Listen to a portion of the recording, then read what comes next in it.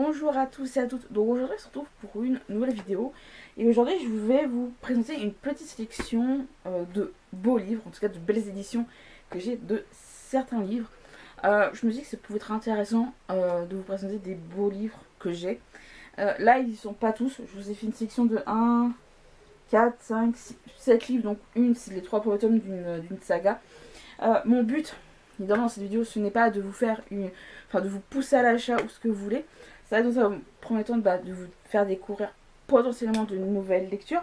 Parce que dedans, il y en a 3 que je n'ai pas présenté sur la chaîne.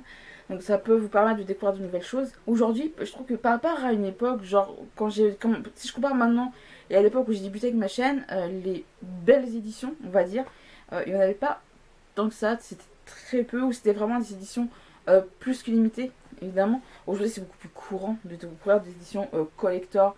En tout cas de très belles éditions. Les maisons d'édition évidemment ils font en sorte que ça fasse plaisir, que ça fasse beau dans les bibliothèques.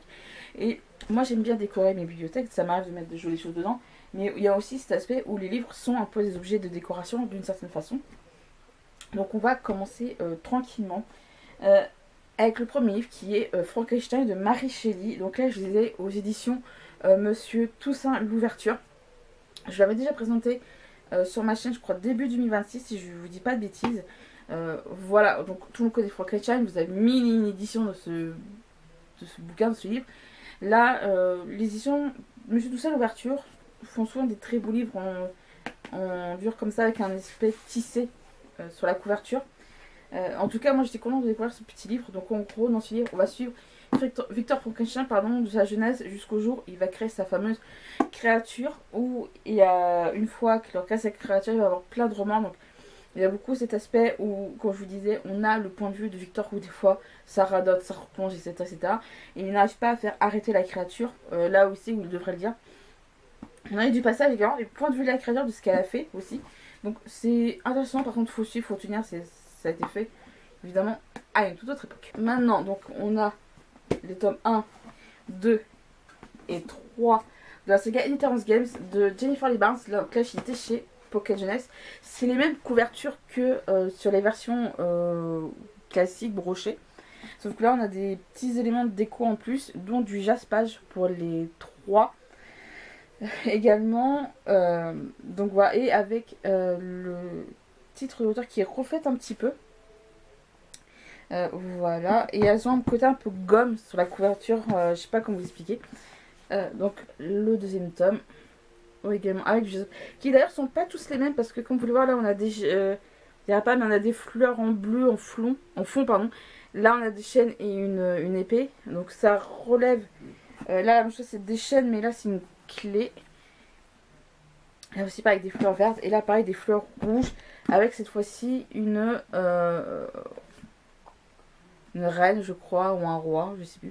Qui là, par contre, oui, souvent font référence à un élément, comment dire, là, la clé qui est ici, qui est tout en long, mais cela va pas, et l'épée qui est là, qui sont des éléments de fois insignifiants, mais qui sont quand même une importance dans le volume en question. J'aime beaucoup ces sagas, je vous en ai déjà parlé, comme la suite, donc qui est The Greatest Games, Glorious Rivals, et le dernier va sortir prochainement aux États-Unis en juin, le mois prochain. En juin 2026. Et donc évidemment moi j'adore cette saga. Le tome 4 n'est pas encore sorti en version collector. Je tiens à le préciser parce que alors que ce soit pour tous les tomes que je vous présente, c'est vrai que je vous le dis que maintenant, mais si jamais vous voulez les prendre en collector, empruntez-les potentiellement à quelqu'un qui les a lus, ou en médiathèque, comme ça vous permettra de savoir est-ce que vous voulez vraiment les lire et vraiment lire dans des belles éditions. En plus de là, dans ceci, c'était indiqué sur tous, vous avez, donc là, dans celui-là, il y a une nouvelle qui n'est pas présente dans le livre de... C'était dans le... dans le format broché. Donc il y a une nouvelle qui a été faite par Jennifer Lee Barnes, tout simplement. Du point de vue de Jameson, surtout, ou quand ils étaient plus jeunes, par exemple, il parle d'une énigme dans celui-ci que leur grand-père leur avait faite. Et cette fois-ci, on y fait du point de vue de Jameson, ce jour-là. Et on a également un guide de questions book club. Donc c'est vrai que ça peut être bien, c'est que pour certains avec qui vous l'avez lu, Le fait d'en parler, souvent c'est vrai que c'est dur de se dire, on part souvent dans pas mal de détails et autres. Là ce qui est bien c'est qu'au moins vu que c'est des questions, ça permet d'être guidé au fil de l'histoire et de vraiment discuter plus facilement avec d'autres. Alors là ici pareil, il y a des petits bonus inédits, cette fois-ci c'est des points de vue de certaines scènes du livre, de ce tome-ci, mais du point de vue des 4 frangins, des 4 frères Hawthorne, donc Nash, Grayson, Jameson et Alexander qu'on appelle Xander. Et pour le dernier tome, cette fois-ci on a plus des éléments, enfin comme on a une sorte de formule de questions-réponses un petit peu de la part de l'autrice, où elle a pas mal de développer sur certains aspects de la conception de la saga, notamment plus des Endurance Games notamment pour les 3 premiers tomes. Alors, Endurance Games, je vais vous lire le résumé du tome 1 pour pas vous spoiler. Les deux tomes 2 et 3, hein, pour ceux qui s'intéressent. Donc, Avery Grams, lycéenne sans histoire et sans le sou, rêve d'une bourse d'études pour entrer à l'université. Son destin bascule soudain quand Tobias Hawthorne, un célèbre milliardaire, lui lègue sa fortune. Cet argent tombe à pic, mais il y a un problème. Avery n'a jamais entendu parler de cet homme. Pour toucher sa part d'héritage, elle doit néanmoins emménager dans la mystérieuse demeure des Hawthorne. Elle y côtoie les 4 petits-fils du défunt, tout aussi insondables que séduisants, et surtout bien décidés à l'empêcher de subtiliser leur dû. Happée par un tourbillon de manigances, d'énigmes et de trahisons, Avery va devoir se prêter à un inquiétant jeu de dupes qui pourrait bouleverser sa vie à jamais. Donc voilà, donc si vous aimez tout ce qui est young adult, mystère, etc., je peux que vous les conseiller. Alors ce saga, je l'ai lu en 2007, je me suis fait les 12 tomes en un peu moins d'un an, parce que je les ai commencés en mars, je les ai terminés en octobre avec évidemment 2 mois de pause entre guillemets, parce que le tome 12 n'était pas sorti à ce moment fin août, début août. Et là le tome 1 était sorti en édition collector cette année, fin 2025, si je vous dis pas de bêtises. C'est le tome 1 des Chevaliers d'Émeraude d'Anne Robillard, donc Le Feu dans le ciel, édité chez Michel Lafon. Voilà, donc il y a beaucoup de petits éléments, pareil aussi de jaspage, comme ici. Et évidemment, comme pour les Initras Games, vous avez des petits, des petits signés. Alors pour ceux qui sont... c'est ça le signé, c'est l'espèce de petit marque-page, ça a vraiment un nom. C'était une saga de 12 tomes, je vous ai jamais parlé sur la chaîne, par contre je vous en avais parlé sur mon blog à l'époque, quand je les ai lus. Mais en tout cas, c'est une saga de 12 tomes que j'ai adoré lire. Qui, comme je vous l'avais déjà dit dans le passé, c'est grâce à cette saga que vous avez cette chaîne de vidéos. Cette chaîne où il y a des vidéos évidemment dessus. Je vais vous lire le résumé du tome 1 parce que si je le résume, on part très très très loin. L'empereur noir Amékaret a levé ses armées monstrueuses pour envahir les royaumes d'Inkidiev. Bientôt, le continent subit les attaques féroces de ces dragons et des hommes insectes. Pourquoi mettre à feu et à sang les terres glacées de Shola après des siècles de paix? Les Chevaliers d'Émeraude sont les seuls à pouvoir percer ce mystère et repousser les forces du mal. Mais ils devront pour cela accomplir l'étrange prophétie qui lie Kira, une petite fille de 2 ans, au sort du monde. Voilà, donc c'est de l'heroic fantasy, donc on aime, on n'aime pas, mais moi j'ai beaucoup aimé, j'ai adoré, ça se lit. C'est écrit assez gros pour ceux que ça intéresse, et ça se lit très vite, et vraiment c'est un univers qui est très bien construit. Alors au fil du temps on peut se perdre avec la quantité de personnages qu'on a, mais à Norbert a su pour cette saga se concentrer sur un petit groupe de certains personnages qu'on suit réellement. Parce que au-delà de ça, on est très perdu. En plus de ça, je vous montre, voilà, il y a des petites décorations avec les blasons des différents royaumes d'Ankilieb. En fait, le royaume qu'il y a, c'est que par exemple, les Artis d'Ankilieb, qui est la suite des Chevaliers d'Émeraude, qui a 12 tomes, j'ai arrêté parce qu'en effet, au bout d'un moment, ça a devenu. Je dirais pas du n'importe quoi, mais il y avait tellement de personnages, ça partait tellement en sucette que j'arrivais plus du tout à lire cette suite-là. Je sais qu'il y a encore d'autres suites après ça. Je les connais pas. Je sais qu'il y a des trucs d'Amandra, je sais plus trop quoi, mais j'ai pas lu parce que c'est bien compliqué. Ange, donc l'agence nationale de gestion de l'étrange, pareil, qui est une saga de Robillard, c'est 10 tomes, j'ai dû m'arrêter au 6 ou 7. Pareil, ça me paraît un peu trop loin, j'ai du mal à rester pleinement dedans. Les ailes d'Alexandre, pareil, je les ai pas tous lus. Anne Robillard, je crois qu'actuellement, la seule saga que j'ai lue en entière, c'est Les Chevaliers d'Émeraude. Les autres, je crois que je les ai arrêtés parce que j'arrivais plus trop à suivre. Donc voilà, donc je vous parle des suites des Chevaliers d'Émeraude, mais cette saga se suffit à elle-même, hein, évidemment, hein, juste à la préciser. Hein. On aime ou on n'aime pas, ça c'est pour ça que je vous dis, quand vous pouvez, emprunter le premier tome à quelqu'un ou autre, comme ça vous permettra d'au moins d'avoir un avis.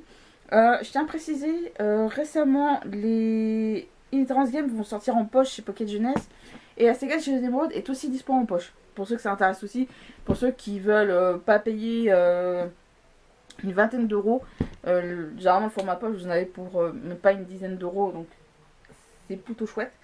Donc je préfère le souligner pour ça, et au moins c'est plutôt top. Alors celui-là je l'avais précommandé quand elle avait annoncé, alors je sais pas si c'est encore d'actualité sur sa boutique, j'en sais rien, faudra vérifier. C'est le Noël parfait de Martine, donc par Gaël Garcia Diaz chez Racine. Ouais, j'adore ce que fait Gaëlle sur sa chaîne YouTube. Elle a un humour, un truc qui fait que elle arrive à captiver son public avec un humour qui peut paraître un peu trash mais qui est assez drôle. C'est un vidéo avec du tissé ici, un aspect tissé ici, beaucoup de dorures, y compris sur les côtés. Ça fait vraiment des vieux livres vintage, un peu à l'américaine aussi, de livres de recettes. Donc là, il y a, en effet, c'est 80 recettes pour Noël, magique et inoubliable. Donc il est illustré avec beaucoup de photographies, de dessins et autres, c'est plutôt chouette. Et en effet, il y a beaucoup de recettes où il y a des fois des petits dessins au crayon, etc., des photos. Et en effet, les recettes, elles sont hyper top. Je vais vous montrer, par exemple, ici vous avez souvent la photo avec la recette. Et je trouve que c'est plutôt chouette parce que, en effet, pour Noël, on voit souvent les mêmes recettes, mais on se dit, on découvre un peu de nouvelles choses et c'est réparti avec entrée, plat, dessert. Enfin, vous avez plusieurs catégories. Donc, vous avez par exemple, tout ce qui est... je parle pour les repas. Hein. Vous avez le buffet de Martine, donc tout ce qui est viande, poisson, fruits de mer, accompagnement et sauce, et les desserts. Ce qui est plutôt pas mal. Et le petit déjeuner de Noël, tout ce qui peut être par exemple pancakes et autres. Les boissons à déguster par exemple au coin du feu. Donc le livre il est très beau. Il y a des fois c'est juste avec des dessins, comme ici.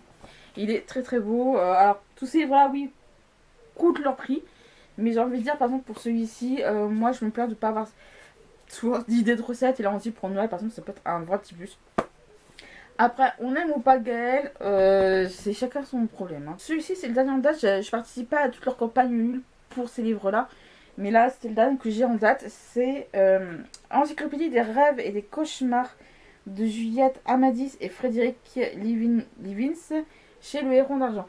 Le Héron d'Argent, ils font beaucoup de campagnes Ulule pour des livres comme ça, pour des encyclopédies. Donc là, c'est tout ce qui est rêves et cauchemars.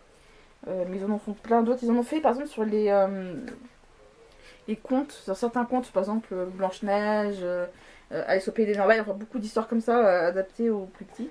Mais vraiment les vrais, enfin des originaux, il faudra que je revérifie. Donc là, ce que j'aime bien pour les illustrations, c'est qu'il y a un effet un petit peu Belle Époque, basé un peu, je trouve, sur le dessin de Munch, comme ici.